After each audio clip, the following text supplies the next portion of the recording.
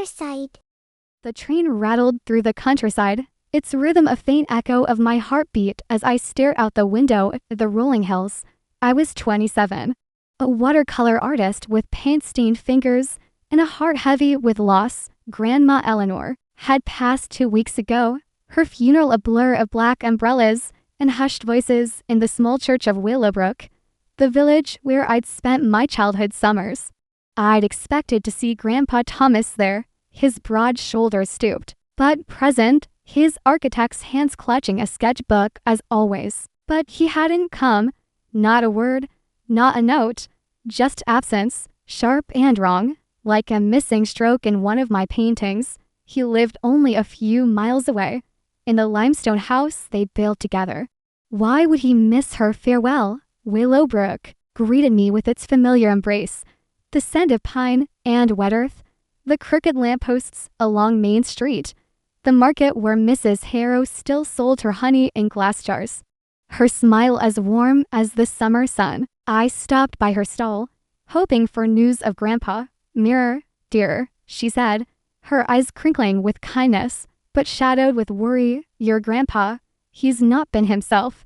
They took him to Willow Haven, the care home, about 3 months back, after he went missing for a spell." Missing? The word hit me like a splash of cold water. Grandpa, with his sharp mind and sharper pencils, who could navigate the woods by starlight and recite every angle of a building's foundation missing. I pressed her for details, but she only shook her head. "Strange business. That, you'd best see him yourself." The limestone house stood at the end of a gravel path, its ivy-covered walls glowing faintly in the dusk. I'd spent countless summers here, chasing fireflies, while Grandma hummed old folk songs and Grandpa sketched by the fire. But now, the windows were dark, the door locked tight, a for sale sign stabbed into the lawn, its red letters glaring like an accusation. I pressed my face to the glass, my breath fogging the pain. The furniture was gone, the hearth cold. My chest tightened. This was their home, their sanctuary. How could it be for sale? I found the spare key under the loose porch step, a secret unchanged since I was 12. The door creaked open, releasing a puff of dust that danced in the fading light. The house felt hollow, like a canvas stripped of color. I wandered through the rooms, my footsteps echoing, until I reached Grandpa's studio. It was here he'd crafted his architectural designs, each line a testament to his genius. The room was empty now, the drafting table gone, but something caught my eye. A floorboard slightly raised, its edge worn smooth. I knelt, my fingers prying it loose with a soft groan. Beneath it was a leather folder, tied with twine, its edges frayed, but intact. Inside were Grandpa's drawings, intricate blueprints of this very house, each page signed with his precise, looping signature. Why were they hidden? And why was the house being sold? The next morning, I drove to Willow Haven, a squat building that smelled of antiseptic and faded dreams. Grandpa sat in a corner of the common room, his once vibrant eyes clouded, his hands trembling over a cup of tea. His sweater hung loose on his frame, and his hair, once neatly combed, was a tangle of white. "Mirror," he whispered when he saw me, his voice a fragile thread. I knelt beside him, wrapping my arms round his frail shoulders. "Why didn't you come to the funeral?" I asked, my voice soft but urgent. He blinked, his gaze drifting to the window. "Eleanor, she's gone." His words were a question, not a statement, and my heart sank. He mumbled something about Leo and a stolen sketch, his senses tumbling like scattered puzzle pieces. Leo took it, the house, my work. I leaned closer, trying to catch the threads of his meaning, but his eyes fluttered shut, exhaustion claiming him. I left the care home with more questions than answers, Leo's name burning in my mind. Back in the village, I asked around. Mrs. Harrow and the butcher, Mr. Klein, both mentioned Leo Mallory, Grandpa's former apprentice, ambitious lad. Mr. Klein said, slicing through a slab of meat with a practiced hand. "Always thought he was too big for Willowbrook. Heard he bought your grandpa's place." My stomach twisted. "Leo, The charming young man who'd shadowed Grandpa years ago, always asking questions, always watching. Grandma hadn't trusted him. I remembered. Too sharp for his own good, she'd said once. Her lips pursed. I found Leo's office in town. A sleek space with glass walls and modern furniture. A stark contrast to Willowbrook's rustic charm. He greeted me with a smile that didn't reach his eyes. "Mirror, the artist," he said, leaning back in his chair. "Your grandfather's designs are legendary. I'm just preserving his legacy."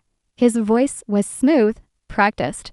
But I caught the flicker of unease in his gaze. I asked about the house, about Grandpa's absence, about the sale. He slid a contract across the desk. The paper crisp and official. Grandpa's signature was there, shaky but unmistakable. Transferring the house and all its designs to Leo. "Everything's legal," he said, his tone daring me to challenge him. "Thomas signed it willingly." I left his office, my mind a storm of doubt. Grandpa hadn't been himself. Mrs. Harrow had said so, and his own words at the care home confirmed it. A full last spring had left him disoriented, his memory fractured. How could he have signed anything? I needed help, someone who knew the law and the family. That's when I called Jules, Grandma's old lawyer friend. A woman with a sharp mind and a no-nonsense attitude. We met at a cafe in town, the air thick with the scent of coffee and cinnamon. I told her everything, the hidden drawings, Grandpa's confusion, Leo's contract. She sipped her coffee.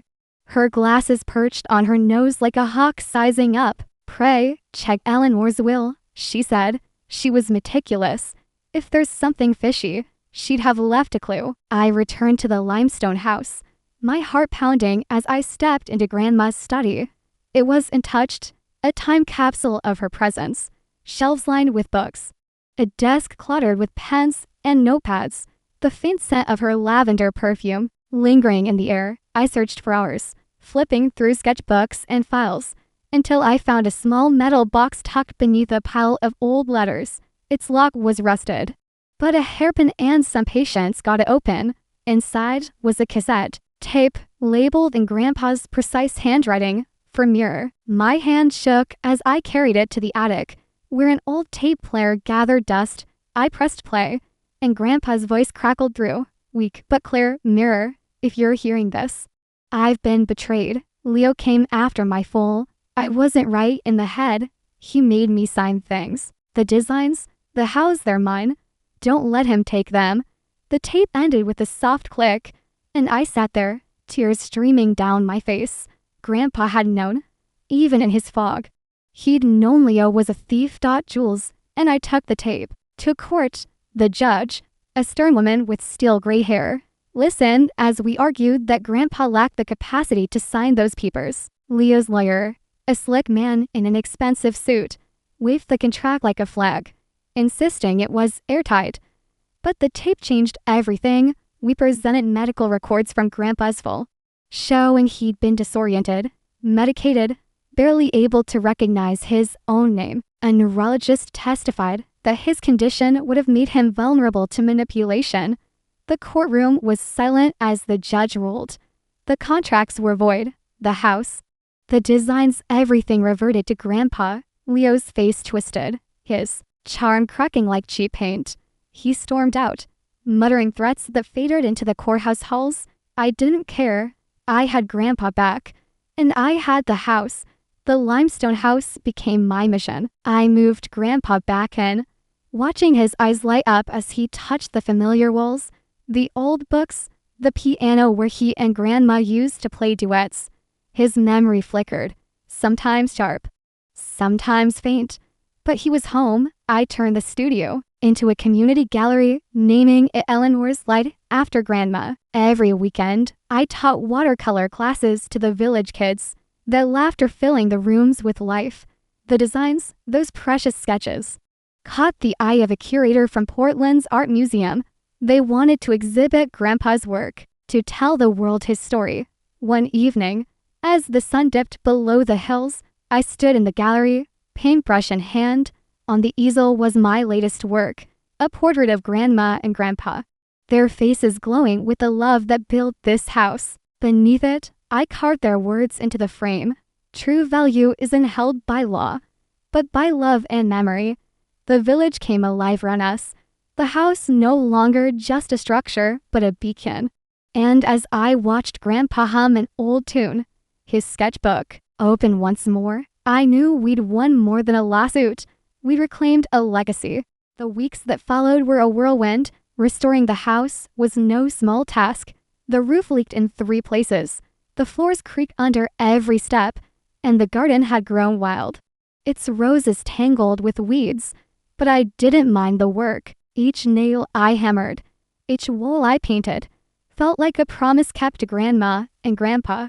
I hired local carpenters, friends of the family who'd known my grandparents for decades. They worked with a reverence, as if they, too, could feel the house's heartbeat. Grandpa spent his days in the garden, his hands in the soil, coaxing life from the earth. "This was Eleanor's favorite rose," he'd say, pointing to a pale, pink bloom, his voice steadier now. The familiar scents of lavender and pine, the sound of the creek beyond the trees, seemed to anchor him. His memory wasn't fully restored, but there were moments, bright, vivid moments when he'd sketch again, his pencil moving with the precision I remembered from childhood. He'd tell me stories of his early days as an architect, of meeting Grandma at a lecture hall, her sharp wit cutting through his reserved demeanor. She was the spark, mirror, he'd say, his eyes distant but warm. I built the structures, but she built the home. The gallery, Eleanor's light, became the heart of Willowbrook. The kids' watercolor classes grew so popular I had to add a second session. Little Emma, a gap-toothed girl with a knack for bold colors, painted a sunset that rivaled my own work. "You're like your grandma," I told her, and she beamed. Unaware of the weight of those words, the adults came too, drawn by the story of the house's rescue. They brought their own art, their own stories, and the gallery walls filled with color and memory. The Portland curator, Ms. Langley, visited one afternoon, her sharp eyes scanning Grandpa's blueprints. "These are extraordinary," she said, adjusting her glasses. "Thomas's work bridges art and engineering in a way I've rarely seen. We'd like to feature them in our spring exhibit, alongside your watercolors, Mirror." I nearly dropped my paintbrush. "An exhibit for Grandpa's designs and my paintings?" I nodded, too stunned to speak, and she left with a promise to send contracts. But not everything was smooth. Leo didn't vanish quietly. A week after the court ruling, I found a letter slipped under the gallery door, unsigned, but unmistakably his. "You think you've won, but legacies fade. Enjoy your little victory." It was a coward's threat, meant to unsettle me, but I burned it in the fireplace, watching the paper curl into ash. Let him try, I thought. This house, this family, was stronger than his schemes. Jules kept an eye on him, her network of contacts, tracking his moves. "He's left town," she told me over the phone one evening. "Rumor is he's chasing some new deal in the city." Good riddance, I thanked her. My gratitude deeper than words could carry. Jules had fought for us, not just as a lawyer, but as a friend, honoring Grandma's memory in her own fierce way. As spring approached, the house bloomed anew. The roses were tamed, the roof patched, the walls alive with the hum of community. Grandpa's sketches hung in the gallery, framed alongside my watercolors, each one a testament to our family's resilience. The Portland exhibit opened to a crowd I hadn't expected. Art critics, architects, locals, all drawn to the story of a house saved by love and a granddaughter's stubborn heart.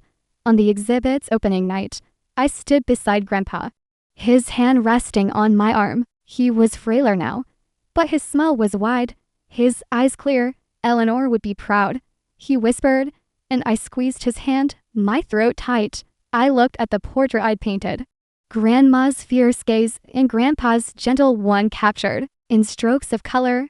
Beneath it, the words I'd carved: "True value isn't held by law, but by love and memory." The crowd moved through the gallery, their voices a soft murmur, but I felt Grandma's presence in every corner, her laughter, her strength, her light. This was her legacy, and Grandpa's. And now mine. Willowbrook was no longer just a village. It was a home, a canvas, a story we'd all written together. And as I stood there, paintbrush tucked behind my ear, I knew this was only the beginning.